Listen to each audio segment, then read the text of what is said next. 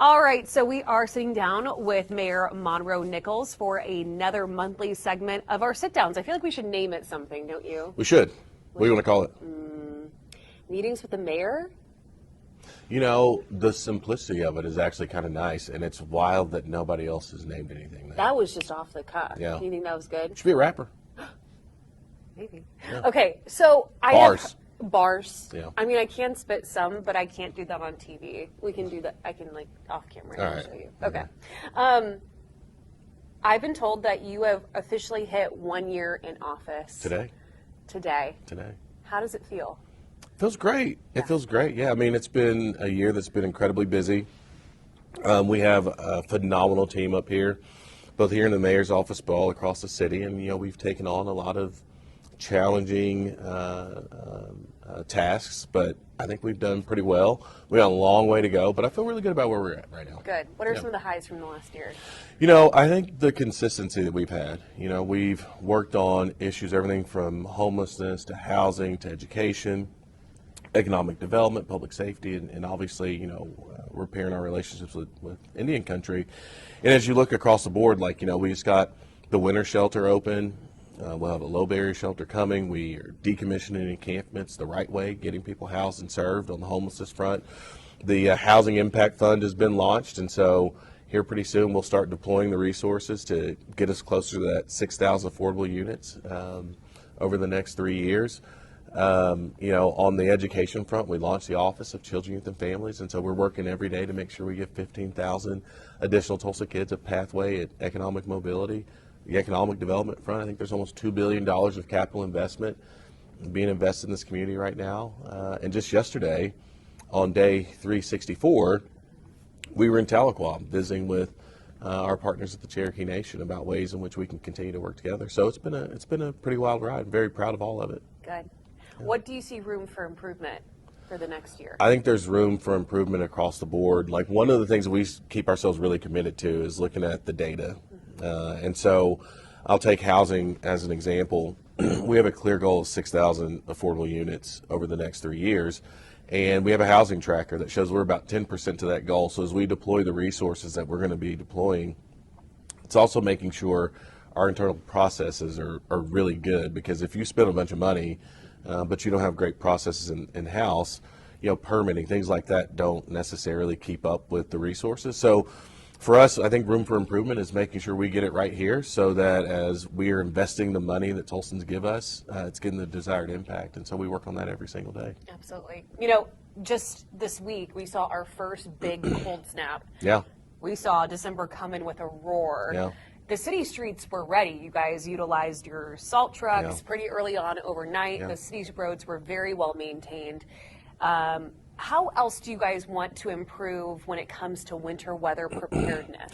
You know, I think the city's done a really good job of that for a long time. That predated me. I was incredibly impressed when I got here last year, when we had the first winter snap of my time in office. The preparation of the team here at the city is like second to none. That's quite amazing. Just Sunday night, I think we had like 200 people ready crew-wise to address any issues that were out there. They started at midnight. The highways were a little tricky, but the city streets were pretty amazing. And so I just, you know, for me, I think that's one of the things that we do better than just about anybody is the preparation around the winter. I think an area for improvement for us is going to be how do we make sure that people who need to be warm, that we make sure we continue to work on our capacity to make sure they're. It's the reason why we have the winter weather shelter. But just making sure we're able to take care of people in those cold snaps is going to be the thing that we continue to be focused on. And it's my impression that those 250 spots will be open soon. They will be. Okay. So the way it works, there's 60 right now. Yep. By the end of December, there'll be capacity for 125. If we hit what we would consider to be a winter emergency, 250 we have a capacity of 250 there. Is that forecast, or is that something that you deem? So we would probably do the forecast so we can prepare, right? Like, part of it is like staffing and those types of things, because we would then operate that winter shelter, but we also have other emergency shelters that we would be operating, just like we did last year. The problem that we came into this year with, though, is that the Rose Bowl, for example, which ended up being an emergency shelter, not available this year. And so we'd be scrambling to figure out, where do you find the kind of capacity you need for a pretty sizable chunk of folks. We don't have to worry about that this year because we have the winter shelter set up. Gotcha. Let's talk about the sales tax because, man, you dropped that after a press release after our talk, and I was like, oh, this would have been so good. Yeah. How are you working to get more people on board with that vote? So, I think the reality about that situation is I think voters, citizens are in a good place. They understand the challenges that we have. I think they understand the opportunities that are in front of us. I think the challenge is going to be working with counselors so they get more comfortable with it. My impression I get from them is that's something they're going to take up in January. We look forward to working with them. But I think the need is clear. I'll tell you, I think this is certainly since our last sit down, I went to Denton, Texas, to University of North Texas on a recruiting trip with the Tulsa Police Department, trying to recruit the next class of individuals to serve in law enforcement here. And there were probably 12 or 14 other law enforcement agencies. We didn't come within like $15,000 in starting pay of any of them. That's interesting. And we were the only department that has the bachelor's degree requirement. And so building an excellent department over time is going to take us to think about how we resource the city a little bit differently. Homelessness continues to be a focus of ours. We've gone out and worked with the best experts we can find anywhere who've evaluated our strategy right now and looked at other places that have been really successful. And they tell us, you got the right strategy, you don't have the scale. You don't have the resources to put behind that's going to help you get to where you need to go in the time frame that I think people expect and deserve. That's going to take us looking at it differently. As you know, you're going to have a kiddo. I think that kids are our greatest asset, and I think we have to invest in them. And so a big part of that was making sure we invest in young people, make sure we take care of the things that we already have, and then protect the investment of the taxpayers by making sure they get some return on the things that they're investing. So the 7/10 of a penny still remains to be a focus of mine. It's not just a conversation about increase in taxes. It's how do we invest to make sure Tulsa comes out on the other side of these challenges and these opportunities, having done it better than anybody across the country. And that's really where our focus remains. Good. I don't want to take too much of his time. Are we good? Yeah, I think if you just want to, one more question and then we'll. Yep. Yeah. Okay. Let's end on this. Our community lost an icon, a legend, this last week, remembering Mother Fletcher. Yeah. What is it like to not only honor and remember her legacy, but also cherish the remaining survivors, the first generation from the Tulsa Race Massacre? Just say a little bit about her. So there were 2 memorial services for her on Saturday. The first was in Bartlesville. And before we all knew her, I didn't meet her until she was like 107. All right, 2020, I believe. But to hear the people in Bartlesville who had no idea that she was a race massacre survivor talk about the kind of person she was the coolest thing ever.